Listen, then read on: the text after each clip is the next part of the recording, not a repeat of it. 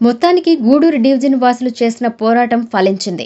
నెల్లూరులోనే ఉంచాలని కోరుతూ వారు నడిపిన ఉద్యమాల ఫలితంగా గూడూరును నెల్లూరులోనే ఉంచాలని సీఎం నిర్ణయించినట్లు ప్రచారం జరుగుతోంది.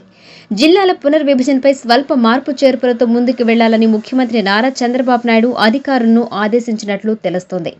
జిల్లాలు, డివిజన్లు, మండలాల పునర్విభజన ప్రాథమిక నోటిఫికేషన్పై వ్యక్తమైన అభ్యంతరాలు, సూచనలు, సలహాలను పరిగణలోకి తీసుకుని తుది నోటిఫికేషన్ జారీ చేయాలని సూచించినట్లు సమాచారం.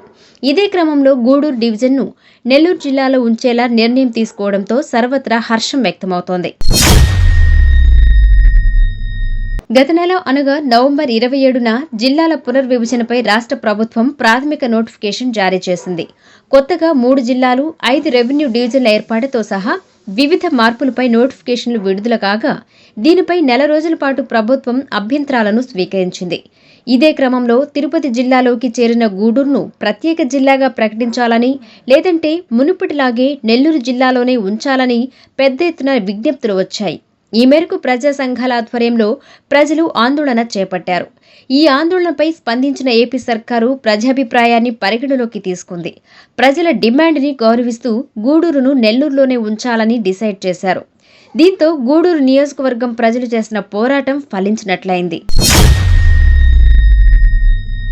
జిల్లాల పునర్విభజనపై రాష్ట్ర వ్యాప్తంగా మొత్తం 927 అభ్యంతరాలు, సూచనలు రాగా వాటిపై క్యాంపు కార్యాలయంలో మంత్రులు, అధికారులతో ముఖ్యమంత్రి సమీక్ష నిర్వహించారు.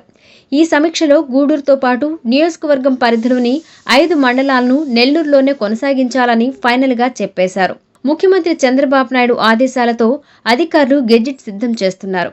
ఇదే క్రమంలో రాపూరు, కలువాయి, సైదాపురం మండలాలను కూడా నెల్లూరులోనే ఉంచాలని కోరుతుండగా అనుకూల ప్రకటన వస్తుందని ఆయా మండల వాసులు ఆశాభావం వ్యక్తపరుస్తున్నారు.